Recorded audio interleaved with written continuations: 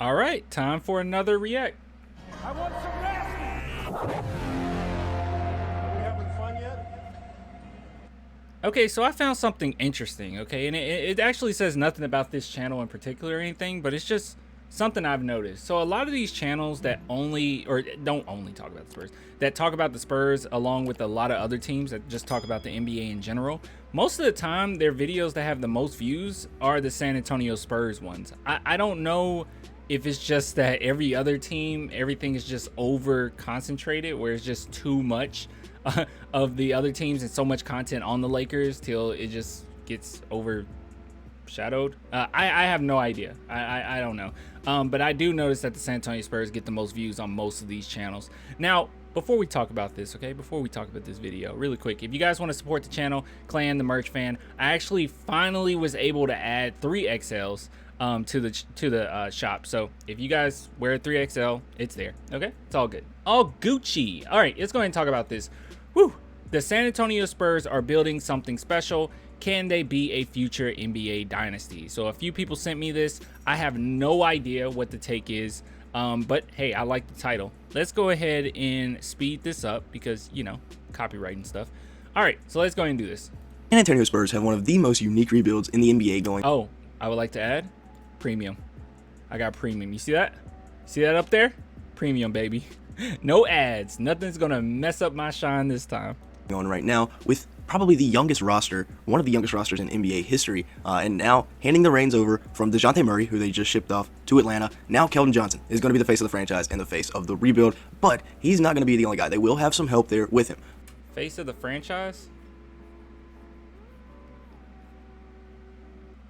I don't think so. I don't think he's like, yeah, he's kind of the forefront of the rebuild. Obviously, he's probably gonna get the most touches. As far as face of the franchise, you guys can call me crazy all you want, but it's Josh Primo. I think the Spurs have been pushing towards that. They really do believe in him. They believe in his maturity, even of that. But yeah, I think Primo more than likely is the face, at least as the time stands. So I don't know. Josh Primo is a guy that some Spurs fans think that they should build a team around him. Devin Vassell is another young guy that will get a lot of playing time this year, get a lot of points this year. They also just drafted 3 19-year-olds. Blake Wesley, who I like that pick at that spot. Jeremy Sohan, best defender in the class. Interesting there that they take him at 9. Thought you could have traded back to get him, though. And then Malachi Branham, they're at 20. Absolute steal. Man is an absolute bucket. So we're going to be talking about all that and more in today's video, so make sure you stick around till the end. Also, make sure to like button and the subscribe button if you do enjoy at any point. Now let's go ahead and get started looking at the franchise. It is now Keldon Johnson's team. As we look at his progression from where he had 9.1 points and 3.4 rebounds in only 17 games played as a rookie to year 2 where he averaged 12.8 points and 6 rebounds. Them trading Dejounte Murray officially, gives Keldon Johnson, he's the best player left, so it's going to be his time to shine. And last year he put up 17 points a game, 6 rebounds, 47% from the field, and 39% from 3. Really, really, really solid numbers there. And could he have a huge breakout year coming? We will see. But I don't know. I mean, I think that his points are going to be very similar to DeJounte Murray's in that it's going to be better. Like, his stats will look better as far as his points, but it's really just going to come down to his usage. I don't know if it's going to be like a huge leap. I mean, me personally, and this is controversial, but I stuck with this throughout this entire time. I never really thought that DJ took a huge leap like people said, okay? Just watching the games, I understand that Popovich kind of changed up the offense a little bit, where obviously it was ran through DJ a little bit more, but I don't think his game took a massive step. I didn't see that. He was still the same player. Everything was still there. It was just a matter of he got a higher usage rate, which his stats increased. But I didn't see anything that was added where I sat back and was like, whoa, he's so much better. I don't know. So I don't know if that'll be the case for Keldon, but we'll see. I think there is a very, very high possibility with his increased volume and increased touches. Now, the other key piece that we do have to talk about is Josh Primo, the youngest player in last year's draft class. Everybody thought it was a reach when the Spurs took him at number 12. And looking at the stats, he only put up 5.8 points, 2.6 assists, and 1.8 rebounds per game. But if I was a Spurs fan, I would trust my front office. They have a great track record. This one's not looking too great right now. He only shot at 37% from the field, 31% from 3 in 19 minutes per game. But he's going to get full reign, whatever he wants to do next year. I think you got to see it a different. I'm not saying he's wrong. Like, this is a fine take, but I think you got to see it in a different light. Like how I see it personally, I don't really focus in too much on the NBA stats, only because in the NBA, when he came to the Spurs, he was back and forth from the G League over and over. They didn't really implement him into the offense until later in the season, like near the end. Most of the season, it was kind of, hey, come in, be more of a catch and shoot. You're not really part of the plays that's being drawn right now. And that was because obviously he's not really practicing with the team. So for what it's worth, I think that he was fine. And then contextually, I feel like in the end of games, particularly like the last 6-7 minutes, he's made some pretty nice plays throughout it. Just being an 18-year-old, it's pretty impressive. 19-year-old, it's pretty impressive that he was able to make those jumps and keep his poise in those really stressful situations. So I think NBA-wise, statistics aren't really going to tell the full story. I'll also say this, in the G League, because this is how I like to view it, in the G League, he played better than the 8th overall pick this year in Dyson Daniels. He actually embarrassed Dyson Daniels when they faced each other in the G League. So yeah, I don't know. I feel like if just contextually, if Josh Primo didn't come to the NBA and he went to the G League or he stayed another year in Alabama, he would have ended up being a top 5 pick. That's just how I see it. Top 5, top 6. And yeah, I think it would have been well deserved. But yeah, as far as him as a rookie with the Spurs, his stats, people bring that up a lot. Like, his stats weren't that good, but it's you got to pay attention to what was going on. Because he's going to be one of the only pieces the squad has. So we'll see how that pans out. Didn't look good year one, but I think he can in the future. I was trying to make it big. Now, 3 pieces that the Spurs do need to look to move on from. I think they will sooner rather than later. They have one of the worst rosters in basketball right now, and they're just tanking for Wembanyama. So Jakob Poeltl, one of the pieces of the Kawhi Leonard trade, the final piece still with the Spurs, needs to go on. They could probably get a first-round pick out of him. Doug McDermott, not sure what you can get out of him. Maybe a second. Same with Josh Richardson. Maybe you trade them to. Actually, I disagree. I think you could probably get a first out of Doug. Like, I truly do believe that. I didn't really look into it a lot, but I'm pretty sure a team that's on the brink of championship and just need another piece, you could probably get a first out of him. I don't know if it's just going to be a second for Doug McDermott. You could definitely get a first out of Jakob, I think, but they'll probably just keep Jakob. Josh Richardson, I'm not quite sure. Not to say he's not worth it. He's definitely worth the first. He's kind of in the same category as McDermott, but I don't know. That one's tough. Like a contender at the deadline, you can get a first out of them, but that's really the only way I see that. Oh, that's what he happening. But I don't see any of these three on the roster past the trade deadline this year.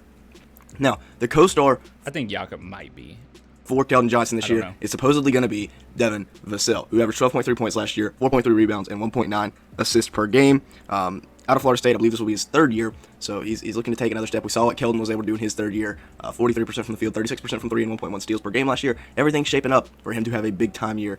All the signs are pointing towards that. Now, let's look at their draft capital here, because as a rebuilding team, this is one of the most important parts of their future. Good God, we are so set. This is actually nice. Look at this. 1, 1, 1. Oh, wait. 1, 1, 2, 1, 2, 2, 1, 1, 1. That's pretty nice. That's all the way out to 20. Yeah, we're good till 2027. They have Charlotte's first-round pick for next year, and unfortunately for me, because I'm a Hornets fan, Miles Bridges will most likely not be playing next year, so that pick is becoming more and more valuable by the day. They also have their own pick in 2023 and 2024. Miles Bridges, I don't know. He might be out of the league. I don't know. 2025, they have their own Atlanta's and Chicago's, and then 2026 they have their own in Atlanta's. 2027 they also have their own in Atlanta. So getting a lot of draft picks. Maybe Atlanta's bad by the time those picks start conveying. I know one of them is a pick swap, but definitely a lot of potential there, and there's still some potential here in these 2 players. See, Romeo Langford is a guy that I expect to be gone. Zach Collins, I have no idea. I'm assuming that the Spurs he's really cheap, and it's a lot of upside still there, especially if he stays healthy. Romeo Langford, I feel like the addition of, okay, I'm trying to say it. Alizé. If I said it wrong, oh my God, Alizé. Okay, with the addition of Alizé, I feel like Romeo Langford's probably gone. So, Zach Collins and Romeo Langford, both still very young. Langford never really got a chance up in Boston. I didn't feel like a fair chance, I guess you could say. Coming from Indiana, he was a 5-star prospect out of high school, one of the most hyped up recruits in that class, and then didn't really pan out. Was still a lottery pick, but never really panned out for the Celtics. Now he's in San Antonio. And then Zach Collins, number 9 overall pick up in Portland, never really panned out there. Got traded down to San Antonio. And yeah, they're still young, so there's still definitely some potential in those 2 guys. Maybe Greg Popovich can get it out of them. Now, the draft class. Let's talk about it for a little bit. My favorite pick in this class was Malachi Branham. Out of Ohio State, about 6'5", and can really score the ball from really wherever you want him. Whenever he didn't have a good game, he just didn't take that many shots. I mean, if he only had 8 or 9 points. He only took 3 or 4 shots. One of the most efficient players in college basketball as a freshman, and that's very exciting to see. Jeremy Sohan, they're, like I said, the best defender in the draft. Maybe a little bit of a reach at 9. If Oklahoma City was... I don't know if that was a reach. I don't know. I don't feel like it was a... Well, me personally, around that time, I was like, okay, maybe we could trade up to Charlotte's 13, I think it was at the time. It's starting to become a while. So, yeah, I think it was their 13th. I was like, maybe... But him going at 9, yeah, he was, yeah, in my opinion, the best player available. Trying to get back into the first round, maybe move back a little bit, but time will tell. Definitely has a lot of potential, and I'm excited to see what he can do when paired with Greg Popovich. And then Blake Wesley, I really like that pick at 25. Lots of value there, especially if he can continue to develop as a three-point shooter. Now, the point guard spot, it is very interesting because Trey Jones and Josh Primo will be competing for this spot. I have a feeling Primo is going to be the starter, Trey Jones is going to be the backup. But Trey, that's what I think. Good take. Plays a lot like Tyus, and Tyus is one of the highest paid backup point guards in the NBA right now. So, if you're looking at it and you lock both these guys up, if you decide these are your two guys, you can have your backcourt secured for the next 10 to 15 years if you rock with these guys because, I'm a big fan of Trey Jones. I think, he's going to be a lot like his brother Tyus, and then Josh Primo is only 19 years old. So much potential there at 6'6", and can shoot the ball. Now, let's take a look at the lineups this year because, as I mentioned, the Spurs squad is probably... That's not pretty. Not to say I don't like any of these players. Obviously, I do. You guys know I'm a huge Josh Primo and Jeremy Sohan fan. This is just not pretty. But you know what? I think Josh Primo is really going to show a lot. He's going to be able to shine because I don't, and people may hate me for this, I don't really believe Keldon Johnson can efficiently create his own shot. And especially in really tough defenses, against really tough defenses. Devin Vassell, he can basically shoot on anybody, but we haven't really gotten to see him be able to utilize his shot creation yet, and we've already seen plenty of glimpses from Josh Primo being able to do that. So I don't know. I just personally think we're going to see Josh Primo shine quite a few times. There's going to be a lot of sparks where we're like, whoa, okay, there's something there. And yeah, hopefully Devin Vassell can kind of take another step. Keldon, I just feel like Keldon is who he is, but that's a good thing. It's fine. But yeah, I just feel like he is who he is, One of the least talented in the entire NBA. You got Josh Primo starting at the point guard spot, Keldon Johnson at the 2, Devin Vassell at the 3, Jeremy Sohan at the 4. I don't know. I don't think Keldon Johnson will be at the 2. More than likely, Keldon Johnson will be at the 3. I would not put him at the 2. I would put Devin Vassell at the 2 easy though. Guard spot, Keldon Johnson at the 2, Devin Vassell at the 3, Jeremy Sohan at the 4, and then Jakob Poeltl at the 5. And really the only two, they've only got 3 like true, proven players in the NBA. Primo averaged 6 points a game last year, and they're just kind of throwing him in there to kind of speed up his development. And then Sohan's a 19-year-old rookie. So much youth. Like I said, Poeltl will probably not be on the team past the deadline. So this Spurs team, they're definitely on the tank for Wembanyama. There's not really a question in my mind about that. Now let's take a look at the bench squad here. It's not much better. You look at it, it'll probably get worse throughout.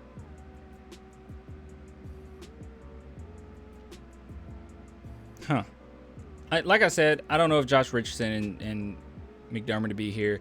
I feel, me personally, I think it will be way better for the Spurs at this point, just to have Malachi play. Isaiah Roby obviously will get some playing time. Like let Malachi play. Blake Wesley, I think going to the G League would do him some good. Definitely, especially since he's going to be behind like 2 point guards anyway. And Doug McDermott, I don't know. I have no idea. The year because Richardson and McDermott will probably be traded by the deadline. But yeah, this bench is just brutal. You got Trey Jones, Josh Richardson, Doug McDermott. I personally think the Spurs are going to be better than we think. Not to the point where it's like, oh, we're winning so many games, but it's going to be quite a few games where it's going to be like, oh, we could have won that one. Kind of similar to this past season, I think. But I don't know. I think it's going to be a lot of chemistry there. And we have quite a few smart players right now. So we'll see. Who knows? Zach Collins and Isaiah Roby. And hey, if you're the Spurs and you're not trying to win games, you have done a heck of a job building a team for it. This is rough. I mean, Trey Jones is really the only player on this bench that I think will have a long-term impact with the Celtics. What am I talking about? With the Spurs. But yeah, they've also got a few other pieces here. Malachi Branham, of course. Didn't mention Romeo Langford. He could probably be stepping in to that spot where Josh Richardson is if he gets traded. If not, Branham can. Yes. I feel like Joe Weezy is going to gel with Josh Primo quite a bit. I know people don't really like listen to me when I say that, but I've seen them play together, and they play pretty nice off of each other. Not to say Joe Weezy's like, I don't know, it's a star caliber player or anything like that, but he does play off of Josh Primo pretty well. So you got Joe Wieskamp out of Iowa. And then Blake Wesley, who we didn't really get to talk about. I really like him, though. Very, very athletic. When you get him in the open court, he is really, really tough to deal with. So I like Wesley there. You know, I don't see him getting too many minutes this year, but maybe in the future he can get some minutes. Now, with that being said, that's going to be it for today's video. Thank you so much for watching. Make sure to like. Okay. I don't know. He didn't talk too much about the dynasty, but like, could we be a future dynasty? But he just kind of went over what we had. Like, this video was basically just saying, like, Spurs suck. They got some picks for later, and he liked our lottery, or not our lottery, but our draft. I don't know. It was cool. It was straight. I liked it. It was all right. But honestly, truly, I don't know. We're gonna have to wait and see. I have no idea what we're gonna get out of this team. But hey, nonetheless, we will find out. But I'm excited. I'm still excited for this season. But anyways, if you guys want to support the channel, clanthemerchfan.com, or become a patron or YouTube member, link in the description. And by the way, and I keep saying this, when you order, you get a little something extra. Okay, you don't just get the you get more than what you paid for. I went ahead and added 3 X's on here as well. So hopefully that helps you out just a little bit. All right, guys, I'll give it to you later. Till next time, deuces.